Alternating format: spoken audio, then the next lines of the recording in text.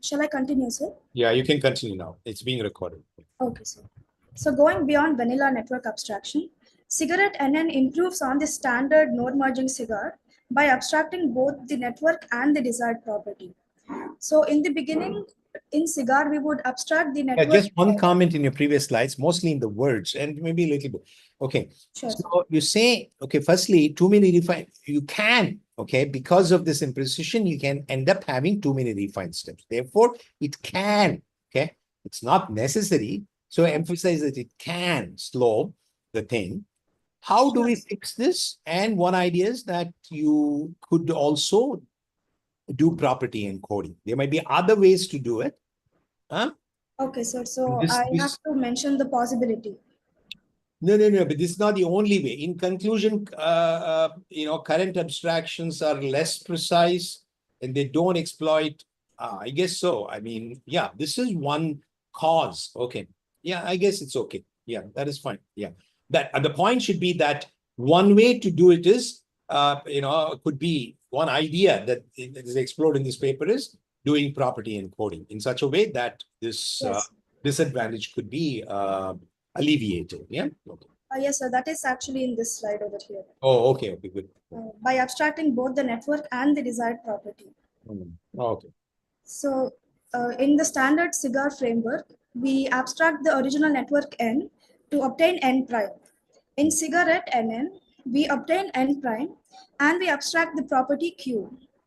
So Q is abstracted to, and we obtain the property Q prime. So instead of just N prime, we have N prime and Q prime to work with. So the key insights in cigarette NN is to estimate the minimal difference D between the outputs of the original and abstracted networks. So we have a certain constant D that we can compute based on the lower bounds and upper bounds of the original and abstracted networks. This will be explained soon. And use this computed constant D to tighten the property Q conservatively. So we will tighten D by a certain amount and we will check whether the spurious behavior has reduced. If there is still some spurious counterexample, we will refine it further, depending upon how the network behaves. So the benefits of cigarette are, by introducing property abstraction, the cigar's advantages are extended by cigarette as follows. So the number of spurious counterexamples are reduced because once the desired property is the property Q is tightened, it becomes harder to satisfy. So it narrows down the space of possible inputs. So the inputs that come in are more likely to be valid and not spurious. So as a result, there are fewer refinement steps. And there are significant performance speedups on benchmarks like ACAS XU and MNIST, which I will be talking about soon. So just to make it clear and just to make it clear with a visual example, cigar corresponds to just network abstraction. Cigarette is cigar along with property abstraction. Very good It's slide. just an extension of cigar. Yeah, very good slide. Yeah. Okay. To summarize what you have said. Yeah. Yes, sir. So coming to the main problem statement, our main goal is to verify DNNs with scalable precision. We want to balance precision and computational complexity. So the objective is, given a certain verification query of the form V is equals to NPQ. So this verification query consists of the original DNN with the output neuron Y. We assume that there is a single output neuron and that most of the valid property constraints can be encoded of the form Y is greater than C. So P is the set of input constraints. P will remain the same throughout cigar and cigarette. However, Q will be changed only in cigarette. So P is usually of the form of X belongs to A comma B. So where this is like the input range, the range of possible values the input can take. Q, as mentioned before, is typically the negation of the desired property of DNN. And it is encoded in the form Y is greater than C, where C is a certain constant. So our goal, given the verification query, is to determine whether there is any input X from P such that the original network, such that N of X violates Q. So this is mainly based on the original network. We use an abstraction for the ease of verification. So if there is such an input, SAT is returned, which means that there is a counter example X naught which is found. Yeah, this slide, Pranika, is Yes. pretty much is explaining the same flow. Yes, sir, but I wanted to formally define the problem statement because it Okay. is all over the place. Yeah, then, yeah, okay. I will try to speed up over here, sir. That's right. So you could just say that it is the same as that picture. You just Sure, sir. symbols, yeah. So this is a formalized version of the problem statement discussing the same flow as I had spoken about before. If there is a counterexample, the output The is... only thing it says is that you're restricting yourself to properties of this kind. Yes, yes. So once we get an unsat, it means that the property holds for all inputs. So basically, the traditional approach we talked about was cigar NN. Optimizing on the standard cigar NN, we obtain the cigarette NN framework. So here are some technical challenges that are possible even with cigarette NN. So scalability, DNNs, regardless of how much, regardless of the optimization, there can still be DNNs with many neurons, which are computationally expensive to verify. And the presence of spurious counterexamples are not necessarily completely eliminated. So the abstracted network N prime may still allow behaviors not present in the original N. And this again leads to unnecessary refinements and slows down verification. And when it comes to tightness versus soundness, we need to ensure that Q naught remains an over approximation, which means that if N naught satisfies Q naught, it must imply that N satisfies Q. So tightening must not rule out any real counterexamples. It should, Q naught should encompass the behavior of Q along with maybe some extra undesired behavior. Yeah. Not necessarily. Okay, I think I'll tell you what the problem is. Okay. You Sure. just said cigarette generally it also modifies, tightness. You never defined exactly what tightening is. Yeah, I think I agree. So I mean, it would be helpful if there was a slide before where you formalize this notion of a gap of D and so on, right? So you mentioned sometime long back that there Yes, is there this. is a minimal difference D which I will. Yeah. So I if think what you should do is, my suggestion is go to that slide where you formalize CIGAR again. Okay.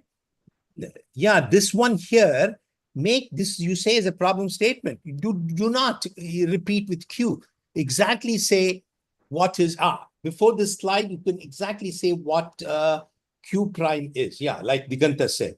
Okay. Okay, sir. Actually, that is in a slide that is up in a. No. I know you have it there. I see. It is good that you Yes, have it there, I but we're understand. trying to move it.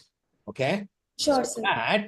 because the next slide does not make sense unless you explain what tightening means. Okay. Okay, I understand, sir. I will do that. Shall I explain it now then, sir? Because it's actually coming up in a few slides. No. You go ahead with your flow that you have right now. Yeah. Because otherwise it'll be too confusing for you to jump around That's right. on the The fly. modification we are suggesting is that you should define what tightening or what tightening Q prime is in a slide on an example. Okay, then they will I know. will do that. Then you could do that. Yeah. Yes, but the examples are also coming up, sir. I've used one particular example. That is fine. You have the thing. All we are saying is move the example up front. Okay. Okay, sir. Yeah. Shall I continue, sir? Yeah, please. Yeah. Okay, so the main goal is that the tightening must not rule out real counterexamples. And when it comes to neuron inference estimation, so when it comes to the abstraction and refinement, we need to identify the neurons that significantly impact the output. And things like this might require gradient-based or bound-based analysis. So basically, after abstraction, if we get a spurious example, we need to identify the region, the particular region of the network where the spurious example could have arisen. So identifying that also could be an issue. So I will be using this example network N to in all of the slides to explain cigar and cigarette. No, I guess it's okay, isn't it, Diganta? I mean, although I mean, she can continue with the same way if indeed this example explains everything. Or do you think, Diganta, that it would be good to move this example earlier? Maybe let's look at the rest of the presentation. We can take a fine. call. Well, let's take a call. Yeah, you're right. Yeah. Yes, sir. Actually, I thought this through in the beginning, but I thought that going through the example first won't make sense unless I give a reason why. Yeah, but I think I still the think necessary steps. yeah, go ahead. I mean, I think we should listen. Let you go, okay? And Okay. then we'll make modifications and suggestions later on. Please go. Okay, sure. Yeah. Continuing with the original network. So this is the original network N, which has one input layer, one hidden layer, and one output layer. So the input range X goes into the input layer, which I have denoted as N1, 1. So it has two outgoing edges connecting to two neurons within the hidden layer, which is N2, 1 and N2, 2. So the first edge has a weight 10 and the second edge has a weight of 1. Now going back to the output layer, the two outgoing edges are weighted 3 and 4. Finally, the output neuron, which is N3, 1, it's also denoted as Y. So this is the overall original network given. It's a simple network as of now. And the verification query, which is of the form N, P, Q. The verification query is this original network N shown over here. And P, or the input constraint, is N1, 1 belongs to the range 20, 21. So both 20 and 21 are included. So that is the bounds for the input. And the property Q over here is that N3, 1 is greater than 800. So we get a certain value Y in the output layer. The property Q is to ensure that that value is greater than 800. So now that this is the example, I will go ahead with the methodology and the motivation as to why we need to take certain steps. So this is starting with cigar. So the algorithm of cigar is as shown on the left. So just giving an overview, cigar operates on the over approximation N prime of the original network. So this aims to balance precision with computational efficiency, and it leverages abstraction and refinement. Here, abstraction refers to node merging to simplify the network, and refinement is corresponding to splitting the neurons to restore detail. So cigar is an iterative algorithm that converges towards a representation that is accurate enough for verification while still remaining tractable when it comes to computation. So I will go through the algorithm right now. So the first step is to abstract the network N to obtain N prime. So when the function abstract basically carries out some kind of node merging, which I will be talking about soon. Then the second step is to verify if the query N prime, P, Q is unsat. So here we are using the abstract network. If it is unsat, then we return unsat and the algorithm is finished there. Otherwise, we extract a satisfying assignment XO. So once the verifier returns SAT, it means that there is a spurious counterexample XO. And then we check whether it is an actual spurious counterexample or whether it's genuine. So we perform the check over here. If N of X0 satisfies Q, then return SAT, X0. So this is a real counterexample. XO here is a genuine counterexample which we will return along with the output SAT. Otherwise, X0 is actually a spurious counterexample, which just appears to violate the property, but it doesn't actually do that. So if it is a spurious counterexample, we refine the abstracted network N prime further into another network called N double prime. So we use the counterexample X0 to refine N prime. So now we take the new N prime as N double prime. We just substitute it over here. And once this is done, we go back to step 2 again. So we run the same verification, but this time on the refined network in case we come to this block of the code. And this goes on until we finally get unsat. So this is again the same thing as what you said in the flow in code. That's it, no? Yes, sir. It is nothing to do with abstracting Q prime. This is not cigarette. This is just node merging. This is just cigar, sir. Yeah, I mean, 3 times you're repeating the same thing. Okay. Yeah. Yes, sir. But I did have you, to like in show the the algorithm example, and I mean, I got distracted. You showed one example. Did you even say till now how you tighten Q? yes, sir. That will be coming up soon. Actually, there are a lot You of things still I have need to not. address in Okay. between. Okay. That's But this, why yeah. the flow is kind of cut off. Okay. Let's if CGARD NN has been covered in the Yeah, in the class, class, right? it's been covered. Nah, node merging abstraction, everything has been covered. So briefly, when you get cigar, you have said, okay, node merging, you should move on to doing tightening.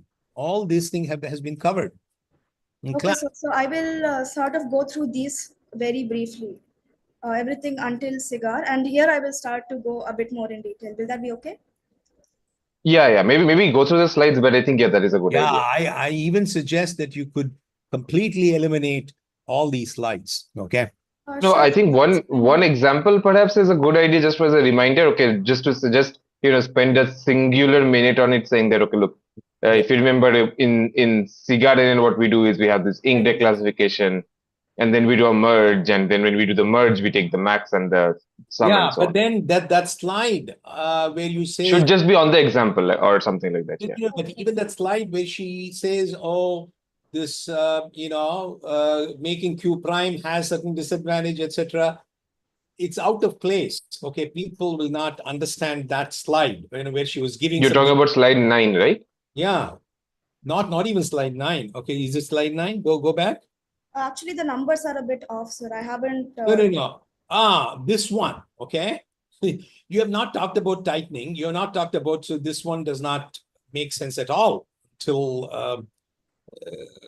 Okay, sir, but it actually is coming up in the following slides. I think I'm messing up with the flow a little bit, but I do have all of the information. Okay. Yeah. So the tightening is done over here. Well, let's see. You're starting from there. Yes, Yeah. sir. No. Go back. Yeah. So let's start from here. We'll decide on how to. Okay. No, So no, this is just an overview of the no. abstractions. You skip this, okay? Because we don't Sure. have time. Okay.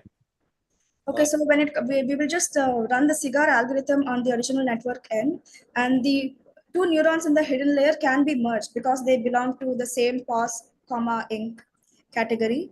So now we merge these two neurons into an abstract node, which I will denote as N2, comma 1 plus 2. So now this is N prime. And we do the same refinement. We obtain a certain counter example, which is X20, which is the value 20. Over here, we see that in the abstract network, the value Y. Vanika, Yes, sir. you started roughly at 12:15. Now it's 12:48. You still have not even got into cigarette. Okay. Okay, sir. I'll No. just.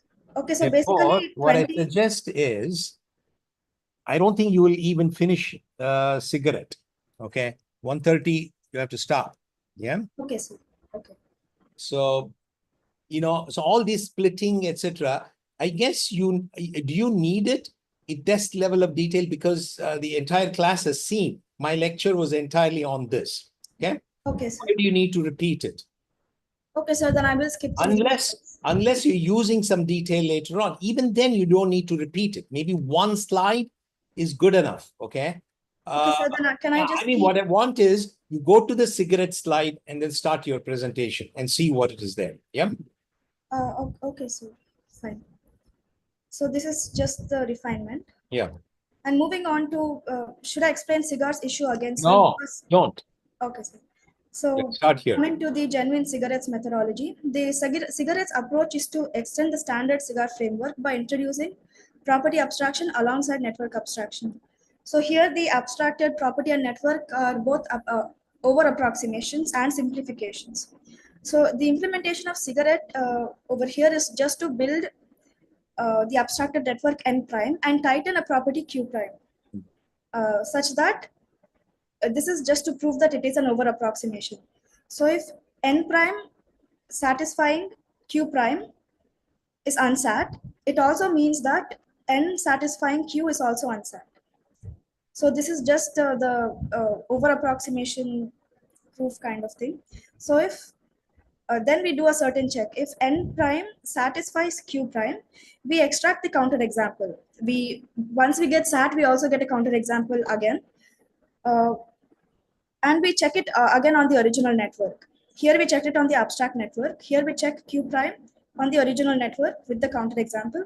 If it is sat, again it is a valid counter example. Otherwise, it becomes spurious, and we have to define both the network and the property to obtain n double prime and q double prime. So q prime is refined using an approach called property tightening. So this is an overview of the algorithm. Here we have two functions called query abstract and query refine, which I will be defining in the following slides. Do you have an example? I think I do have an example, sir. yeah, but I think moving that example before you go into this procedure would be useful. Okay. Oh, okay, sir. I thought that I should do the example later on to explain why it works, because the motivation. What do you think, Diganta? I don't think so, because you have go back to the previous slide, because see, everything here is exactly the same as CGAR. Okay, other than property abstraction is an extra. But what you're saying is Q prime. Okay, this criteria n prime is satisfied, then implies n is equal to q is also true if for q is equal to where q prime is equal to q. Correct? Yes, sir. So you have not said anything here about what exactly q prime is. How exactly do you get q prime from your original q? Yes, so that is that actually does come up. It's using this property tightening function over here. There is an example also, sir, on the same network. Yeah, but I think you should move it. Believe me, I'm going to insist now, okay, that what is property tightening through an example. As soon as you do that, introduce this, okay? Okay, sir. So I should move this slide before the. That's right. Before this one. Yeah. Okay. No, I know. I think Diganta is, I'm interrupting too much. Okay. But I understand, sir. Yeah. Okay. Go ahead. Yeah. Okay. So using the functions query abstract and query refine, cigarette does the same thing like cigar, but it iteratively converges towards a better verification precision, and it maintains soundness as well. So when it comes to abstraction, we abstract the network n into network n prime using the same cigar approach, that is merging the neurons. So when it comes to property abstraction, we know that the property Q is of the form y is greater than C. Now C is considered a certain threshold. By increasing this value C, we can tighten the bounds and rule out some spurious inputs. The property Q is then abstracted into Q prime. So here abstraction and refinement both use the same tightening property method. So Q is refined into Q prime. Q prime is nothing but y is greater than C plus D. Now D is any non-negative constant that we will compute using the output bounds. So now why does this work? Tighter constraints are harder to satisfy. So once the property is tightened, spurious counter examples are mostly excluded. Sorry. Since the output space is narrowed down to examples which are more valid. So in this way, the verification efforts are focused more on real violations, not just false positives. So now that there are fewer false positives, there are fewer unnecessary refinements. So abstract query generation, we have a property called query abstract over here. The network abstract is the exact same thing, which is node merging. Now the new part over here is tighten property. So tighten property takes in the abstract network n prime, n, p, and q. So this relies on the observation that there is some minimal non-negative difference d between the output bounds.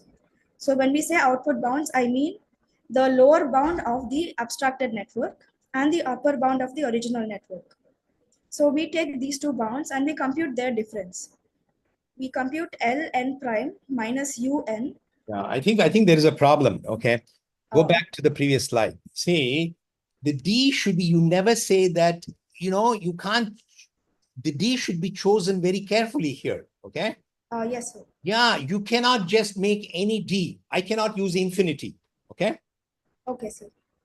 see, Yeah, the word for some non-negative constant yeah, d I mean, is kind of misleading. I it's mean, very for misleading. you should Okay? say that for a very special constant d, Yeah, or and you know, For a that for a computed carefully constant. no, no, chosen. no, no. Yeah. Arnika, all the problems are arising because you're speaking everything in generality, okay, without actually telling what it is, even intuitively.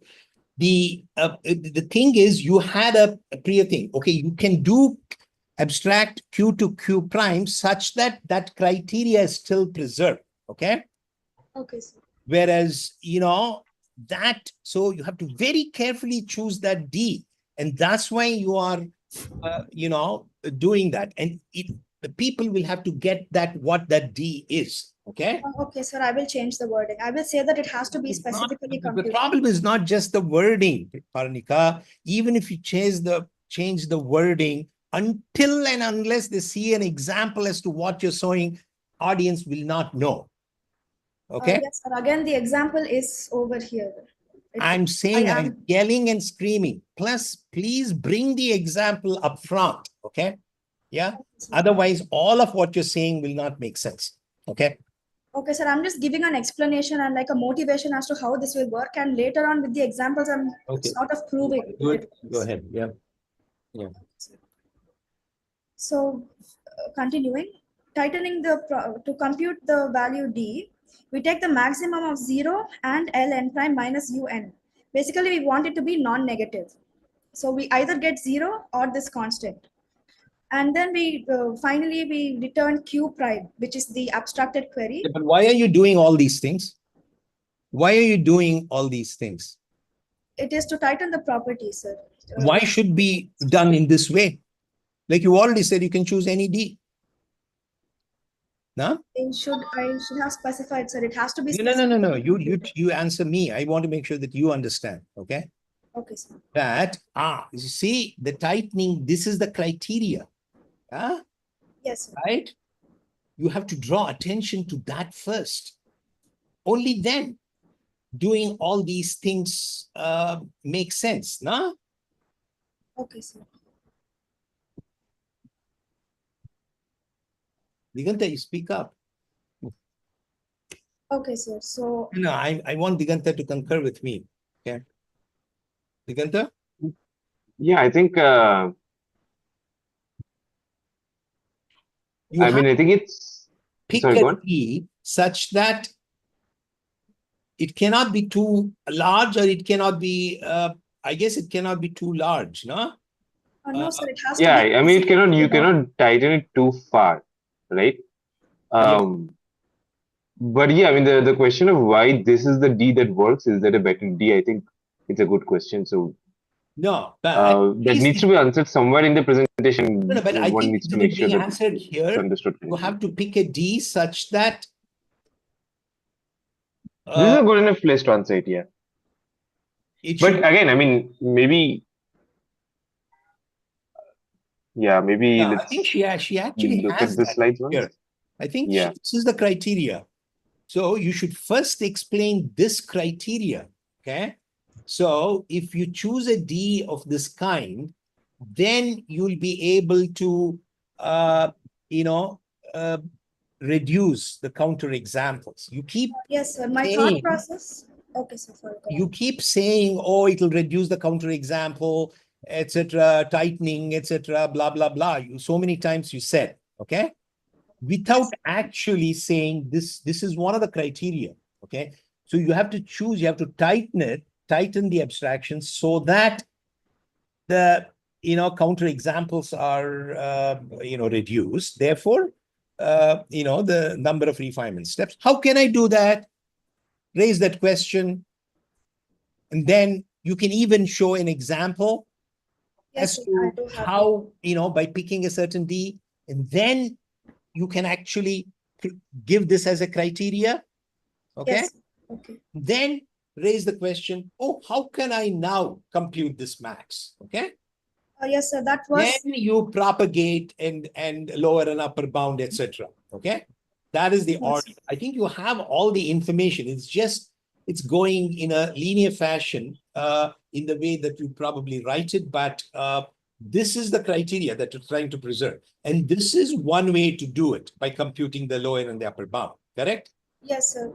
Actually, my thought process was just to say that tightening, we can just make the property harder to satisfy. So how do we make a property harder to satisfy? We sort of increase the value because it's harder to get values higher than a certain constraint. And to increase it, I just gave an example of a constant d. Over here, I come to the fact that d cannot just be any value. It has to never depend on mentioned the that lower word. bound. You never mentioned that d cannot be too much. Yes, sir. You're right.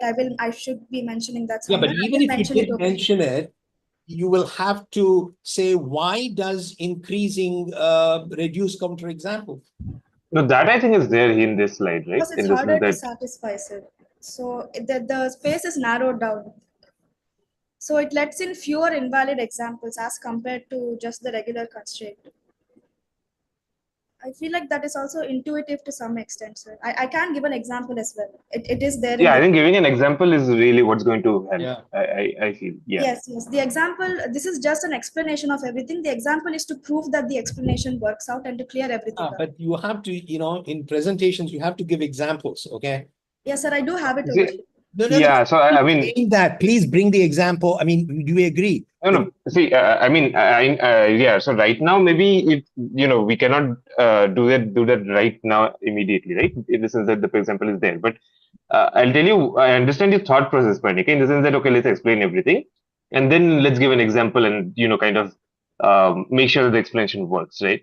Yes. But this is just my opinion. But typically, I think it should be the other way around. At Okay. least the kind of presentations that I tend to follow well are where it's done the other way around. The reason is that, see, examples are good because you can directly show a person what's going on, right? Yes, sir. Without having a lot of symbols in the air. So right now, if you think about what you're asking of an audience, you're asking of an audience to understand that, okay, look, there is an algorithm, Yes. and this algorithm for them is not very concrete, right? Because so far what you have shown is, okay, there's something called a query abstract and query define, right? So far all that the audience can do is just hang on to those black boxes, and then you're saying that, oh, I'll fill them in later. So you're filling in query abstract, but now you're saying tighten property. Okay, hang on to another black box, right? So the So this is moment you to ask explain. an audience to do that, it just kind of creates some kind of mental load. On the other hand, if you do give an example first, right, your example might be kind of contrived, but everything works. So now you have sort of told your audience what's going on, but your audience may not be convinced that this will happen in all cases, because all you've done is shown an example, not an actual proof or a formal algorithm, right? I And am. then if you go on to show the algorithm, then that kind of thing works out. Okay, I did actually think of that, but I was confused as to whether it would make sense in the beginning just to add constants and see what happens. Believe me, Because it I makes feel like there sense. must be an explanation as to why I'm doing it. But No, I understand. I will bring no, the but example beforehand. yeah, Okay, so maybe let's go over the slides, and I mean, maybe we can discuss how it might make sense, right? Okay, that should be fine. Thank you. Okay, so when it comes in the function tighten property, there are two functions, which is compute lower bound and compute upper bound. So here, when it comes to bound computation, we can use any bound propagation technique. For example, symbolic bound tightening or interval bound propagation or deep poly. So after some experimentation, it's found that SBT outperforms the other two techniques. And so here is an example of bound propagation. This is just the basic the weighted linear combinations. So finally, the output bound comes out to be 680 and 714 for the original network. And after propagating forward for the abstract network, it becomes 1400 and 1470.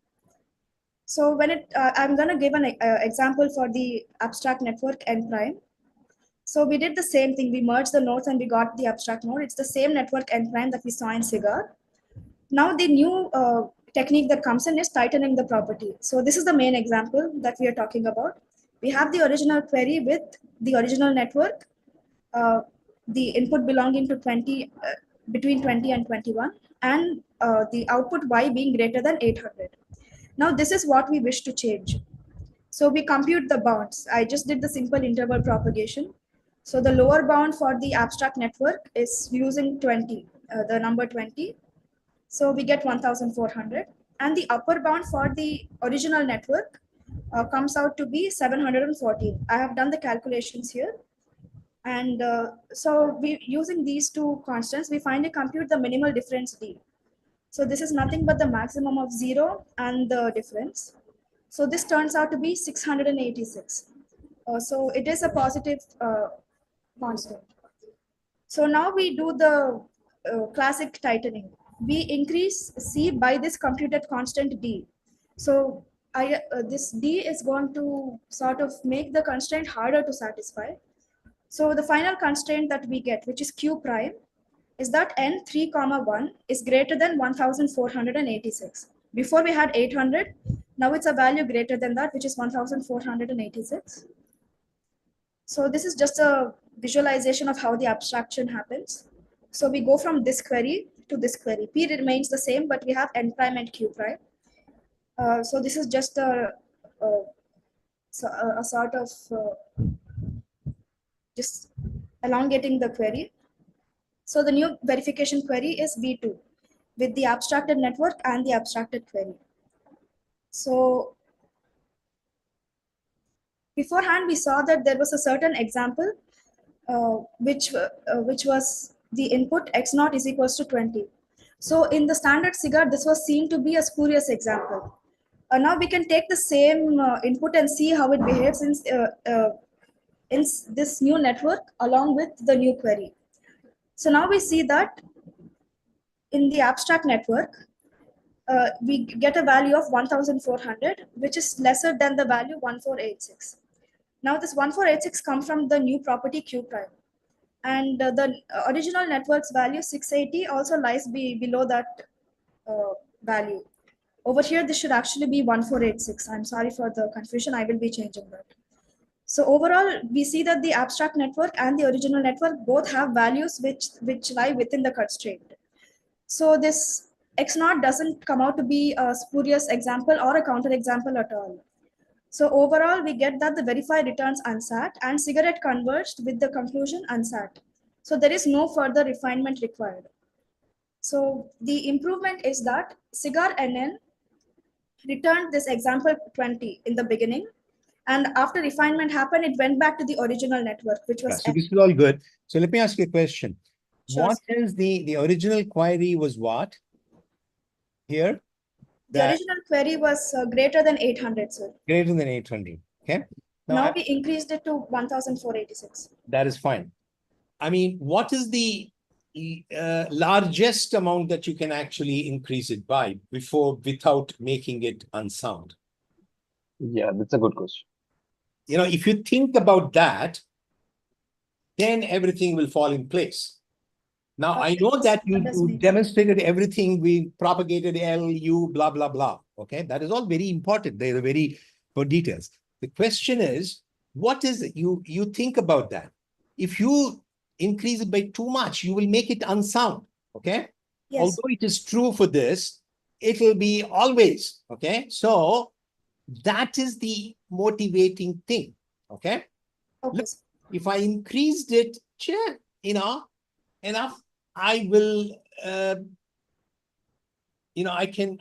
it's tightening, okay? Therefore, lots of the things which are not real, a real counterexample will be eliminated. It's simple. Without getting into all LU, etc., you can easily explain that with a simple DNN, a simple property, okay? Yes. And that's it. Now you can raise the question right at that point. Aha, how can I compute this D? How do I know what that D is? So that it has to reduce the spuriosity, yet it should not be unsound. Yes.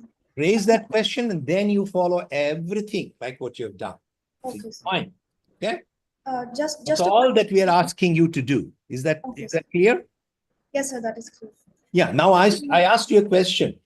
I mean, is this the largest that you can go, or can you go I believe we can go larger, sir, but at that point, So it's what is the largest one can go? yeah, that is something I haven't thought about yet, sir. I will put some thought into that. I think that also depends upon the bounds. It cannot be some arbitrary number. I will Uh, I will which try to bounds does do it that. depend on? The bounds, like the bounds of the networks, output bounds. As in the value 800 and so on? I think so. Okay.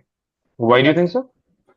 because it cannot be some arbitrary value because I feel like it is specific to a network.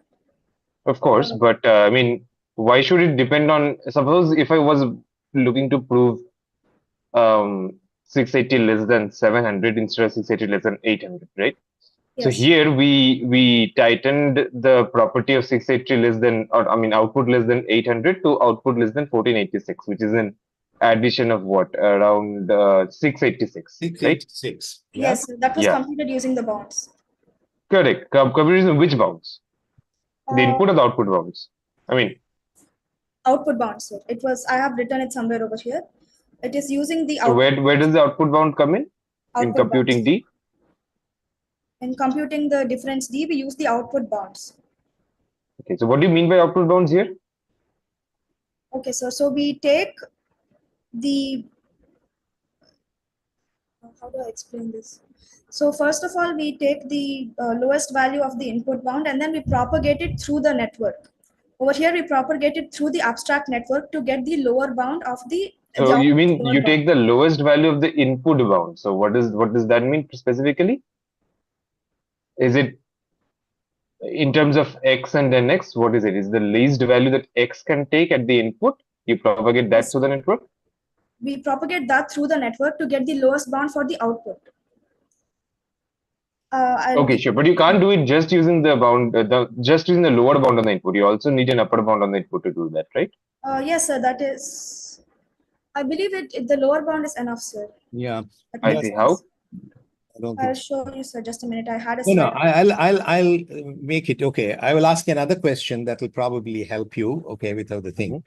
Lower, I mean, of course, it will depend on some constraints on the input, okay? So here you're trying to prove that y is less than 800, correct? Less than or equal to 800, correct? Yes, Yeah. yes, Now, if the real value, I mean, if the actual value, the largest actual value that the network can ever produce, okay, is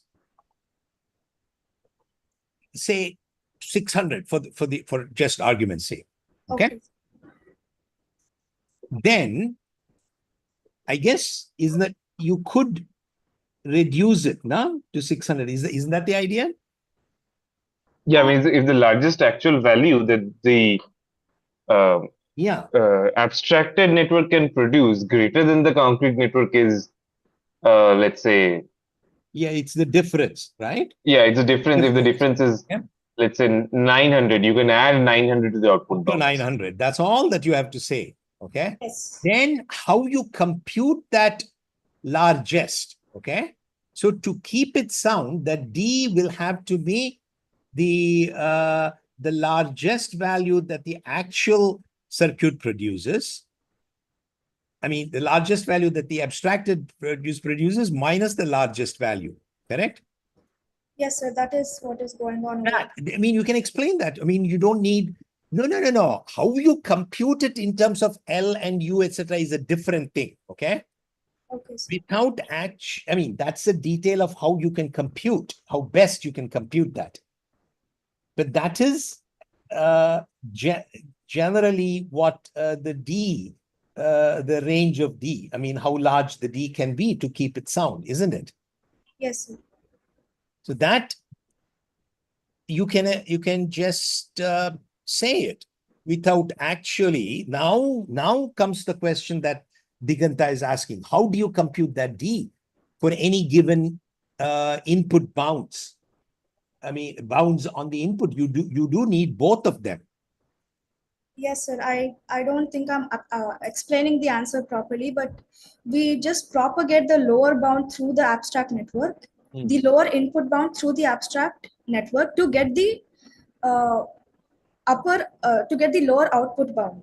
I feel like the input No, out. no. So I didn't see that. That's I think an artifact of your example.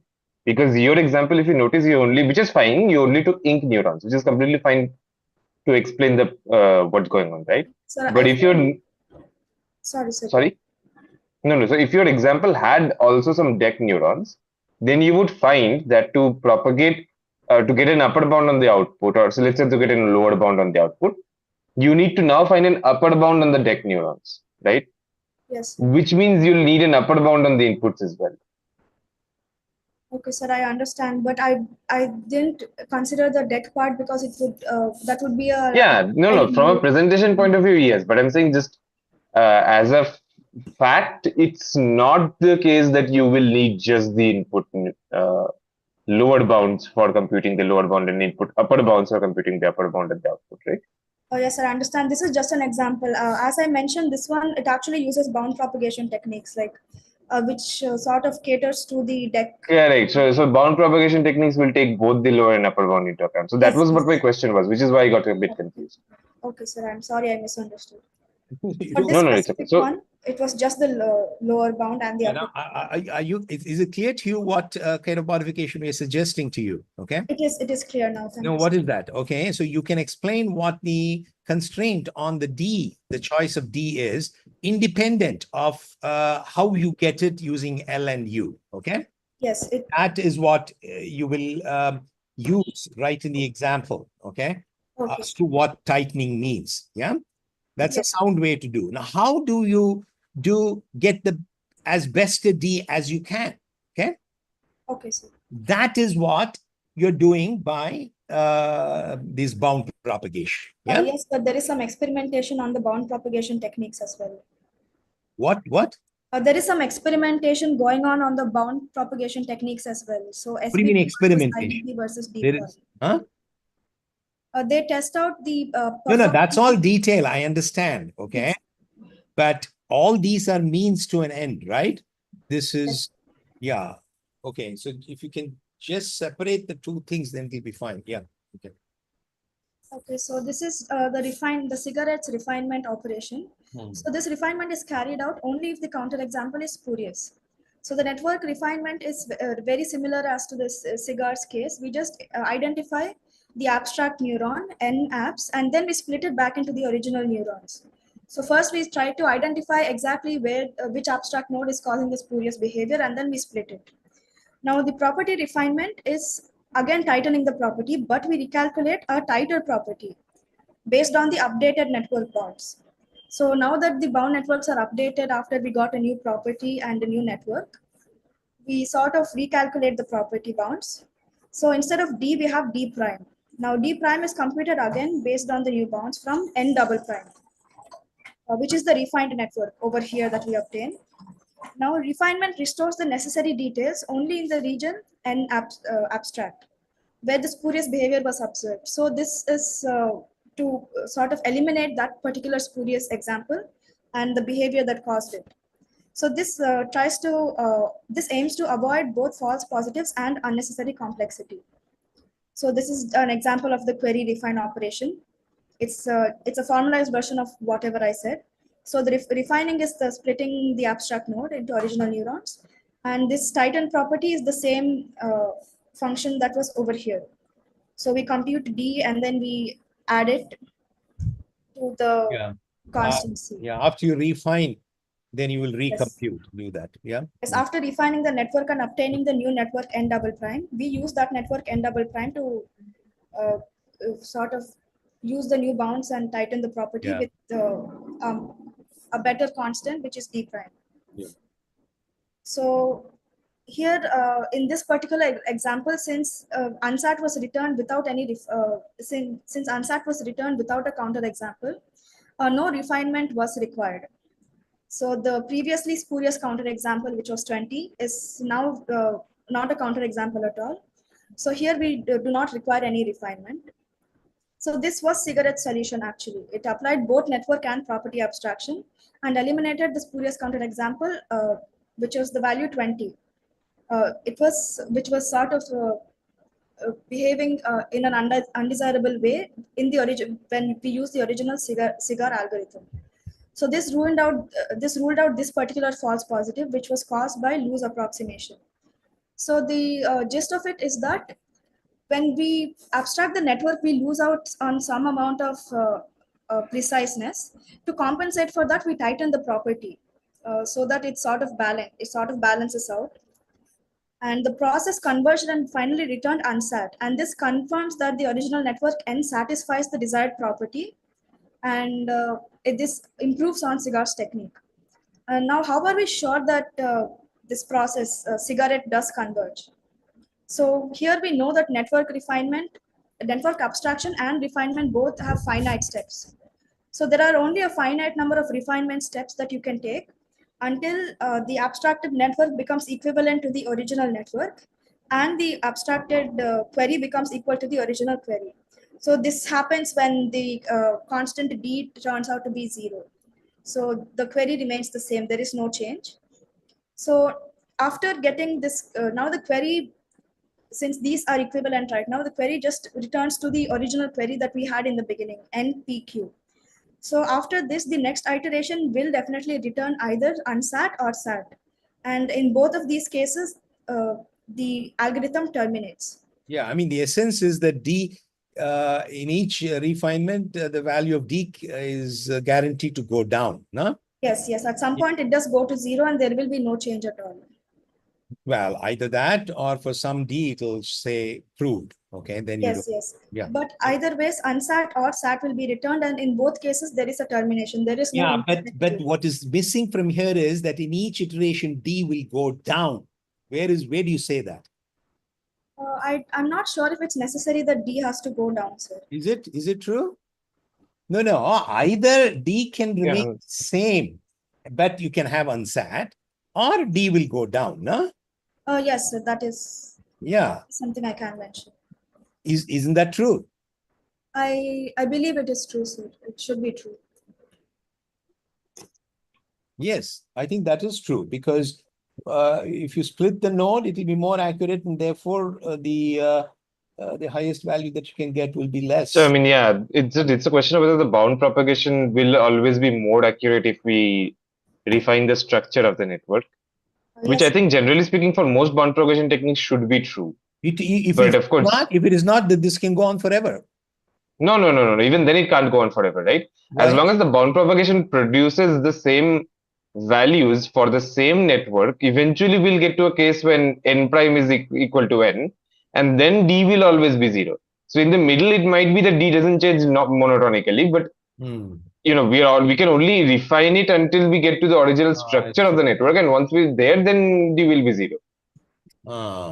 Yes, sir, because refinement is like undoing the abstraction that happens, and we can there are abstraction steps, and it happens only a finite number of times. So refining. I think you're right. I think the thing that so I mean, that's what. So so even if D doesn't go ups and down, because your bound propagation may not be monotonic with respect to that. That'll only mean that you will be doing more refinement, okay? Until yes, but eventually it n will becomes reach n prime. Okay, I think if you can make these points, okay, that's what didn't come through clearly. If you can make that, then I will add that point. Sir. Yeah, no. In your description, that's all. You have everything here. And I think I take back my comment that D continues to go down. But I think you should say that, yeah? I will, sir. Yeah, okay. But overall, this is proof that cigarette does converge and there is no infinite loop.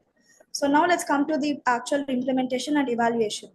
So when it comes to implementing cigarette, we have a proof of concept tool called cigarette NN, which works on verifying DNNs. Now the underlying verifier used to get a SAT or unsat output is Marabou. And Marabou is a sound and complete DNN verifier, which we have learned about in class as well. It uses a simplex solver and has some abstract interpretation enhancements, which are proof production, splitting heuristics, and support for various activation functions. So these are sort of just optimizations on everything that we have done so far. So abstraction and refinement implements the same query abstract and query defined functions that I had shown in the previous slides. So bound propagation, we can use IBP, deep poly, or SBT. All three of these will work, but SBT is shown to outperform these two. So these are just the software specifications on the machines that they run the entire algorithm on. So they use a Linux-based machine and a CPU. And the benchmarks for the verification are mainly on two datasets. So the first dataset is the ACAS XU dataset. The main purpose of this is for airborne collision avoidance. So this dataset is to this dataset usually has like not the dataset. This benchmark has 45 deep neural networks with 310 neurons each. So each network has 310 neurons, and there are certain standard adversarial robustness queries. And in this case, they use 20 of them with a timeout of 2 hours. So the query is of the form where the input is given x naught and the radius delta is given.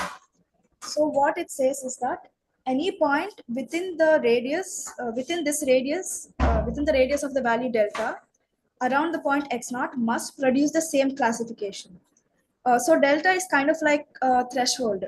So uh, the classifications shouldn't be too different, and it should be robust. That is what this robustness query is doing mainly. So what these DNNs do is that they take in some sensor info, let's say the airplane's trajectory, velocity, and so forth. So once these inputs are entered into the DNN, the output is a certain horizontal turning advisory, which is given to avoid collision with anything else in the air. And the second benchmark is the MNIST dataset. It consists of 3 networks, and this is used for handwritten digit classification from the digits 0 to 9. So these are trained on 60,000 images and tested on 10,000 images. So again, the robustness queries are tested on a certain number of valid cases. Here the radius is there is a certain range, there's a certain set of numbers that they can take as for the radius delta. And now MNIST has a higher complexity as compared to ACAS XU. So it has a 3-day timeout. So how the MNIST networks work is that there are some images as inputs, and the outputs are the digit label, which can be anything from 0 to 9. So here are some properties of the data set. So the verification queries overall are, should I go through this table, sir? I think I think maybe we can, sorry. Yeah, go ahead. Go ahead. I was just asking whether I should go through the. I know. I mean, when I said go ahead, I meant Diganta, go ahead. Yeah. Okay. No, maybe I'm saying that since it's almost 1:30, maybe we can just quickly skim through the experimentation slides, because I think experiments He has only probably 2 will. slides. Okay. Sure. 2 more slides. Sure, then go ahead. Okay. So the verification queries are encoded to be compatible with Marabou, and for the benchmarks, they only use non-trivial queries. Yeah, but my thing is, you asked the question if you should go through the table. Certainly, yes. Okay. I will go through the table Yeah. on the actual day, sir. I will do that. And now there were 2 experiments. Yeah, but what does table validation. 1 say? You didn't even say what it does. The table 1 is just a description of the network sizes and the properties. Then you can go through quickly. This is just giving detail about the benchmarks, right? Yeah. Yes, sir, got it. So for the ACAS XU network, we have 5 inputs and outputs each and 6 hidden layers. So total number of hidden neurons are 310. So aside from the hidden neuron, like in total, we have 310 neurons. So MNIST 1, 2, and 3 also have a similar amount of inputs and outputs, but the number of hidden layers are different. So MNIST has 5 hidden layers, while MNIST 2 has 6 and MNIST 3 has 15. So the accuracy of these networks are also given. For MNIST 1, it's 96.9. For MNIST 2, it's 97.1. And for MNIST 3, it's 95.5. So these were just the properties of the networks. So the first experiment was to test out the bound propagation methods. So 3 bound propagation techniques were tested: IVP, deep poly, and SBT. So when it comes to SBT, the number of finished experiments and the number of finished experiments were more, and the number of timeouts were less, which is desired. So it's also highlighted in the table as shown. So interval bound propagation was found to actually be the fastest, but it was the least precise. Deep poly, on the other hand, was the most precise, but it was also computationally expensive and took a lot of time. So SBT was the right balance of precision and speed.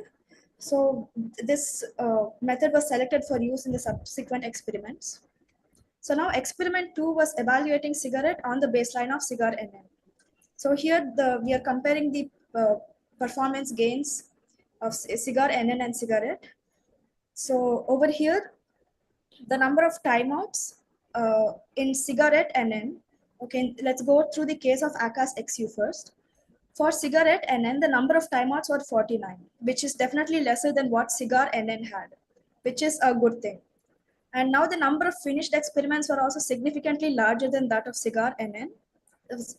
And when it comes to faster verification time, however, cigar NN was somehow faster than cigarette NN.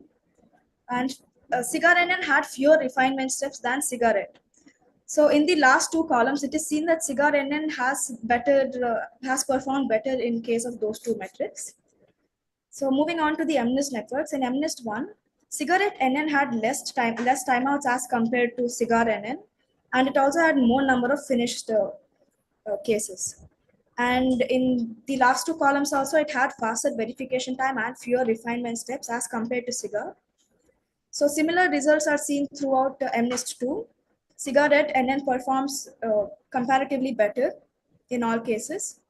For MNIST 3, on the other hand, there are less timeouts and more finished examples in cigar NN, while there is a faster verification time and fewer refinement steps in cigarette NN. So I believe the change in MNIST 3 can be accounted due to like minor changes in the data set. Overall, this is just the total overall performance of cigarette NN versus cigar NN. In all four columns, it is seen that cigarette does perform better, which is a good thing. And just for this is just an overview of like a summary of the key insights that we can take away from the previous table. So here the same refinement operations are used and the same verifier. So the only difference is a property abstraction.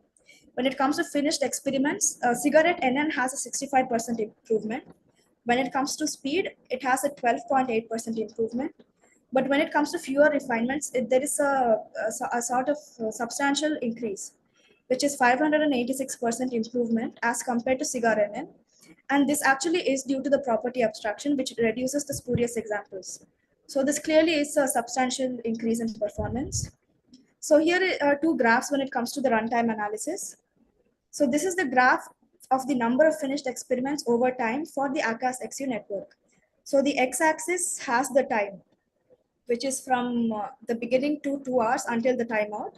And the y-axis is the number of finished experiments. So both of them start from 0. And it can be observed that both of them are almost similar. The orange line indicates cigar, and the blue line is cigarette. So cigar and cigarette both behave approximately similar until this point, which is, I believe, 15 minutes. But after 15 minutes, we see that cigar has sort of gone stagnant. So there is no improvement further. However, cigarette has an almost exponential increase in performance. And so that is the basic trend observed. So basically at short run times until 15 minutes, cigar NN behaves similar to cigarette NN. But in the longer run past 15 minutes, cigarette NN is much faster and much more efficient than cigar NN. So now let's go to the MNIST networks. So the trends are quite similar as like the previous graph. So up till this certain point, this intersection, which is around 45 minutes, cigar NN and cigarette NN behave almost the same, like very similar. But after that, cigar sort of slows down and cigarette speeds up, which is a good thing.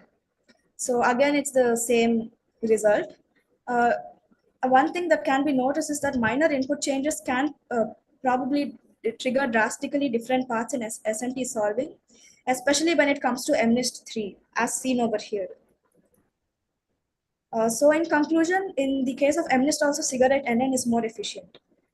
So for an overall conclusion of the algorithm, CNN is an enhanced verification algorithm that integrates property abstraction with standard network abstraction to eliminate spurious counterexamples. So the substantial performance gains can be seen.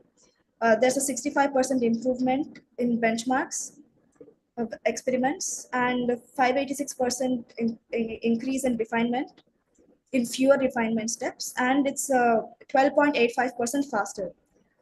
So it is a smarter refinement strategy by using the Titan property method. So this sort of narrows down the search space and reduces false positives. It is also scalable and practical since it has been successfully applied on real-world networks with Marabou. And overall, Cigarette improves verification, efficiency, and scalability while maintaining soundness. So to almost conclude the presentation, here are just some example of future and related works related to Cigarette. So adaptive property abstraction. There can be dynamical adjustments of the tightness of property abstraction during verification to balance between precision and speed, and some amount of multi-property verification if possible, if there is sort of. Yeah, in the interest of time, I'm going to cut now. Okay. Sure, sir. It's okay. Go to the next slide. You still. That's actually it, sir. Yeah, that's okay. So in terms of time, you're okay. Okay. Okay, sir. I'll try to cut down the time on the cigar and focus more on cigarette. You can do that. I mean, experiments you could. The only suggestion that I have on experiments is you have to be very clear as to what are the main points you want to bring out. Okay. Where it is better, where it is slower, point that thing out. Why it is better, and when it is not better, why it is. Okay. What you want to summarize, be very clear about it. Otherwise, yeah, that is one. But otherwise, you're fine. I think the only thing is I've already given you, okay, moving example forward, okay, is very important. And this question. Yeah, just leading with the example is this. Leading with the example, you take that example and then raise the question, hey, look. Okay, sir, I understand. No. You have to be very clear. I don't think you were convinced, okay, of doing it. No, sir, I do understand. I will actually move all of the examples. Yeah, but in that, not all the examples. You don't even have to move all the examples. What you have to do is two things cut down, okay? Please cut down on repeating what node merging abstraction is, okay? Okay, sir. A lot of those slides you could cut down because it has been covered, okay? But even if you do that, okay? Right in the beginning, what does through an example, hey, look, this is what node merging was, and if as long as you could increase the D, okay, actually showing an example where there will be a spurious counterexample. Okay? Yes, sir. I was actually explaining. That is what she has in here right now. Okay. It was so I think what you should do is just show me the slides, the whole deck of slides that you have. Sure, sir. It's right. So after the refinement slide. Right. So just immediately, as early as possible, introduce this example and show what happens when you do the merge, right? And show the spurious counter example, right? So should I put it before this one or after this one, sir? You don't even need this. This slide, I think, should just go away.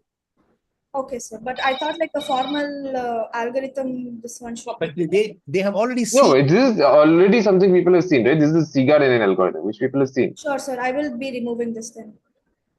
Right, and then you start with the example and show that, okay, if you do a merge, you get a spurious counter example, right, which is your 14-15 right now, I think. Yes. Right, and then so I'm going to show the node merging and the. So what is 12 right now? Sorry, sir. 12 you're going to remove, right? Yes, sir. I will be removing 12. Okay, so.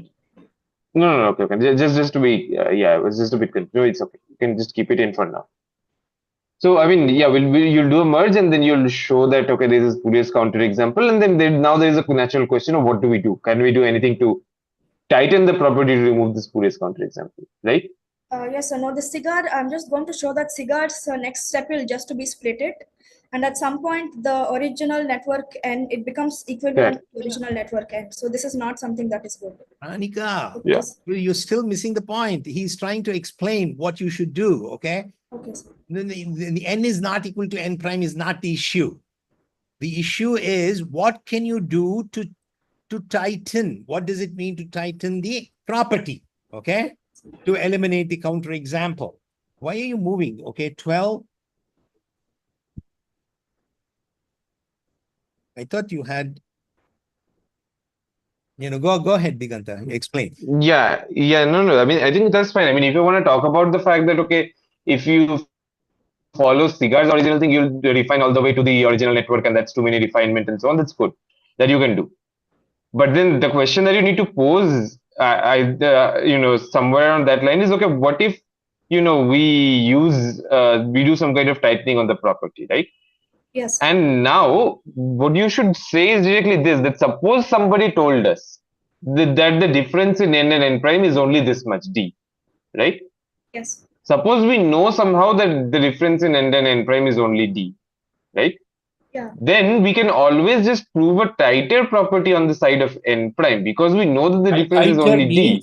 That instead of greater than 800, you will have 800 plus d, okay? Plus d, right? Yes. So you can always do that if you know that the difference in behavior is in n and prime. That d is not too large, okay?